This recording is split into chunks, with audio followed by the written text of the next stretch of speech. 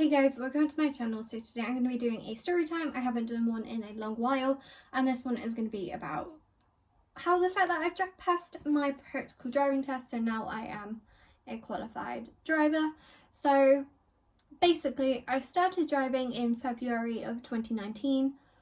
I started driving in February 2019. I was 17, so yeah. I think I started right at the start of February, possibly. Basically, for anyone who has only just clicked onto my channel, I turned 17 in the December of 2018, so I literally started not just over a month after I was able to. And yeah, so obviously I got my provisional, as you need to, started lessons, etc. So I started with my first driving instructor in that February. I was with him, I want to say 7-8 months. I can't remember exactly.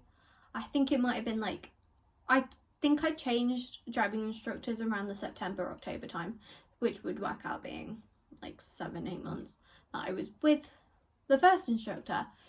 Now, he was a little slow in progressing me. Now, I know some people are just slow at progressing anyway, but he was slow at progressing.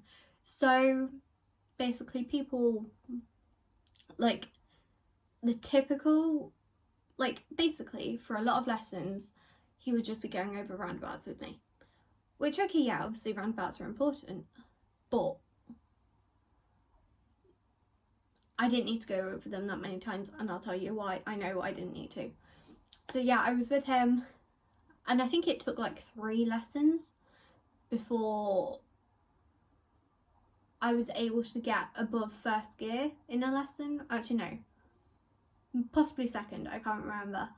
Because for a lot of lessons, we were literally just, for the first couple of lessons, we were literally just doing the whole pull out from behind a car type situation. There's stuff on the stairs, but yeah. So we did that, and my mum but when he was picking me up from the house, he was the one driving away from the house.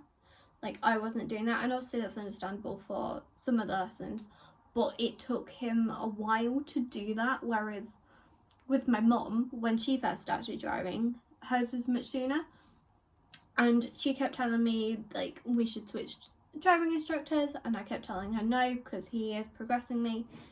Because every time he'd do something minor with me that I hadn't done before, I was like, yeah, he's progressing me. But yeah, and so I think eventually we changed driving instructors. I think, I can't remember what exactly it was for. I think it might have been because he couldn't do my times or something. I'm not sure. I really cannot remember. This was 2019. But I changed to a different instructor, and in the September-October time, and I was with him till the March of 2020. He was really, really good with me. Granted, a plate under the passenger seat in the car was a little rattly, so it kind of put me off, and so I kept stalling his car a lot. First time, I had no issues apart from the odd stall, which in my mind is kind of normal, but because of that the rattling, I couldn't find the bite point, because you can usually hear the bite point, but I couldn't with that car, which is obviously a problem. But I was able to figure it out, because apparently the grate underneath that was slightly loose, apparently that wasn't an issue. So yeah, I did my lessons with him until the March of 2020. Then COVID happened.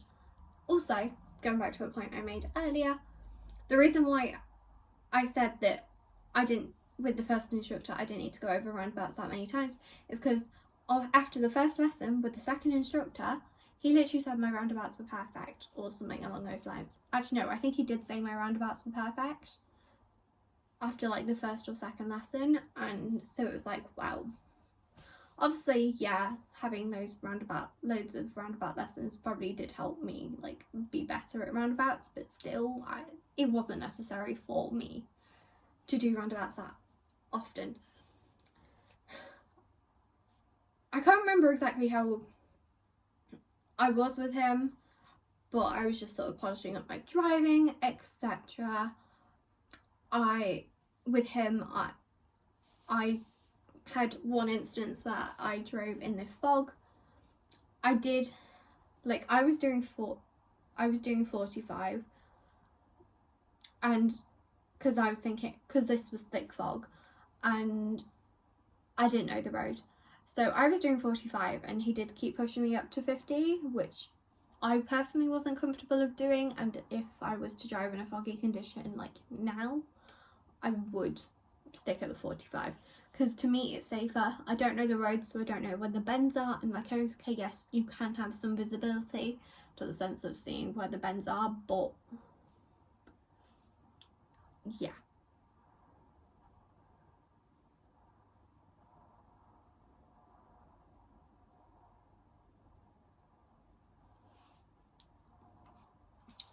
So yeah, with him I did good. With him, basically with my first instructor, my lessons were during the day, but with my second instructor, my lessons were at night. So actually, yeah, I think that is why I switched instructors, because he couldn't do nights, he could only do during the day, which wasn't suitable for me for like my course, etc. So yeah, like that seems,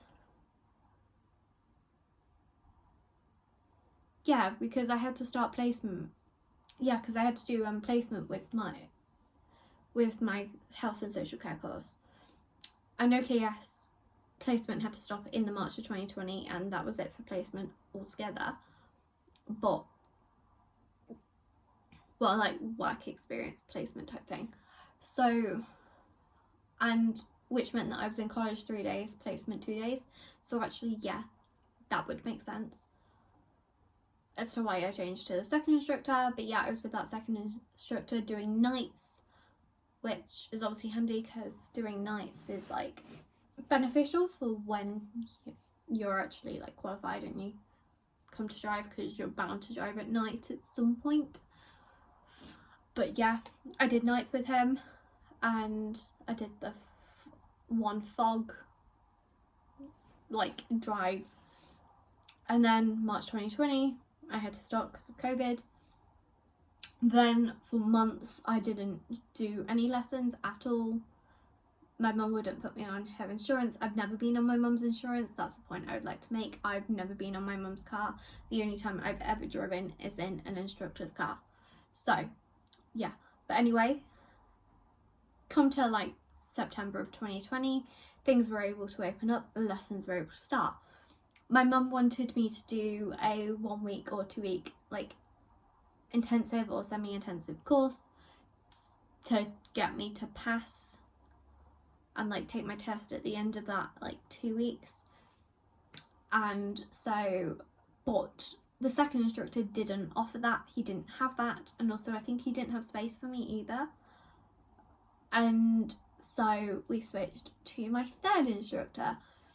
My third instructor, really, really nice, like honestly super nice, patient, calm, etc. Like, he was so nice. And also his car was like more of like a smooth drive, like there wasn't any rattling, which was very beneficial. And also like the stalling pretty much stopped. I think the only time I really started to stall that car was right at the end, like on the day before my test, and also on test day and during exam. So yeah, but his car, so much easier to drive. I keep going back to myself, but the first car I drove in was a Citroen. I believe it was a Citroen C3.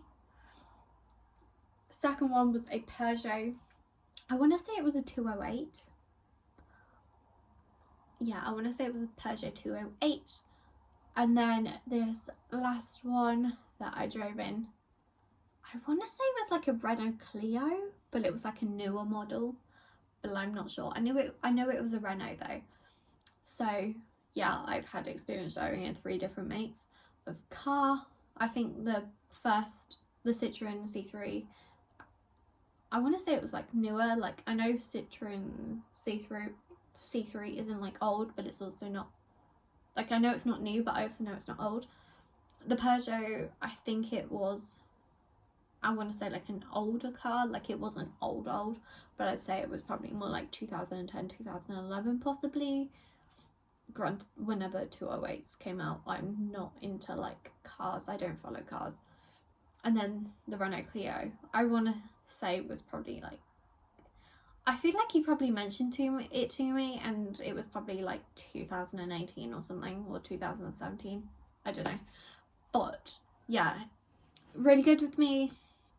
I did that 2-week course, and I did a test at the end of it, and I failed that test. It was an automatic fail because I cut someone up, because my mind kind of like blanked them out. So like, I was in the wrong lane and my mind like blanked the car out for some reason, and because I was in the wrong lane coming up to a roundabout, I basically cut that person up, and that was an automatic fail. And I want to say that was towards the end of my test as well. However, with that test, if I hadn't of failed, I would have passed with 7 minors. I just wanted to like say that if I hadn't have failed, I'd have passed with 7 minors. So yeah, that first test was October. The second test got booked, I think it was for March of the 2021. However, I think he might have been able to get it further forward. Yeah, I think he was able to get it closer. No. When did I do my second one? Oh, jeez.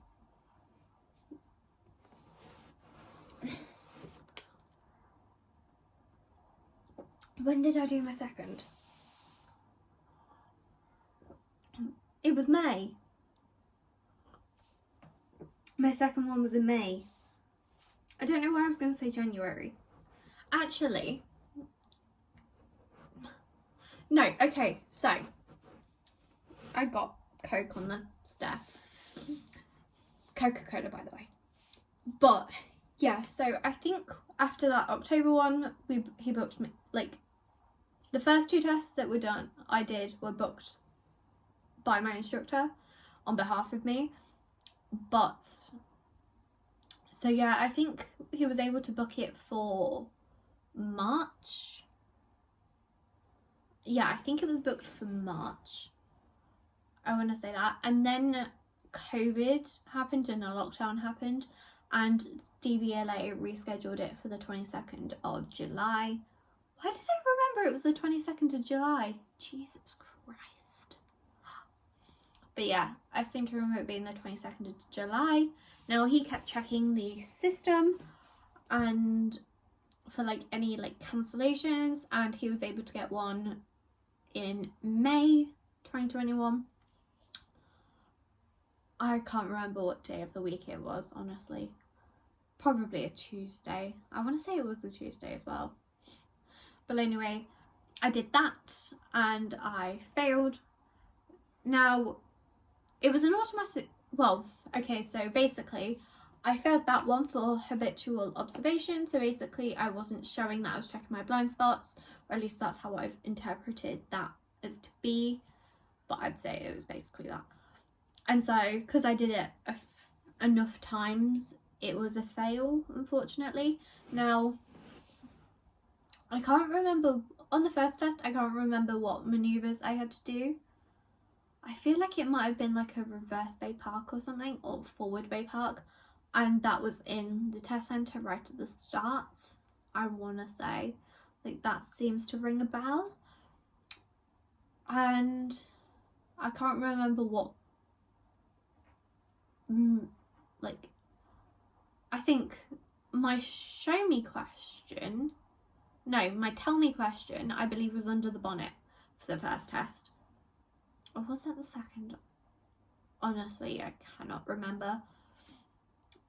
With my second test, I know that my show me question was a parallel. Actually, no, not my show me question. I think my manoeuvre was a parallel park. And on my second one, my show me, I can't remember whether it was my show me, but I know I had to do a controlled stop during my second one. So I've experienced that. Because I remember, like, this first examiner I had, he was like one of the more old school, so he was taught don't interact with students, just tell them what to do, etc., and get them to get on with it. But the second one, he was more like social. He was more social. Like, he was one of the newer ones. He'd been taught to be more social, to be social with students, which, great, it does help. Honestly, it does help. So with him, yeah, that's what I did, but I failed. And then my third test, which was on the 20th of August, a different examiner again. This one was female, the first two were male, and we left the test centre. Firstly, when we were parked up before we started the drive, my tell me question was about the headrest and the whole positioning of the headrest, etc., like that thing. And then we left, and yeah, I drove around. My show me question was how to push on the front demister, so that was easy. And yeah, we kept driving. Now, right at the start of the test, basically, as I was leaving the house that morning, my sister was watching Milkshake, and one of the shows, The Flugels, was on, and I heard the theme tune. Yeah. Right at the start of my test, that theme tune came into my head, or at least part of it, and I just kept repeating it in my head because, you know, when it doesn't leave your head, etc. So I had that in my head the whole time. And yeah, drove around, I had that theme tune in my head. I think it did help calm my nerves because I was more nervous with my third test than I was with my first and second. So I think that helped calm my nerves because I wasn't thinking about my nerves. So yeah. And it was when we were driving back to the test centre at the end of my test, I was thinking, oh God, have I failed? Because she hadn't got me to do a manoeuvre.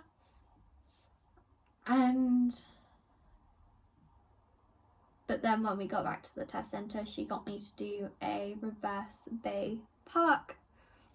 And yeah, and then I parked up, stopped, put the car in neutral, handbrake on. She said I need to finish up my report, etc. And so we were sat there, and then she told me that I had passed, and honestly I was so relieved because my theory runs out end of September. I did my theory end of 1st of October 2019. Was it 2019? Yeah.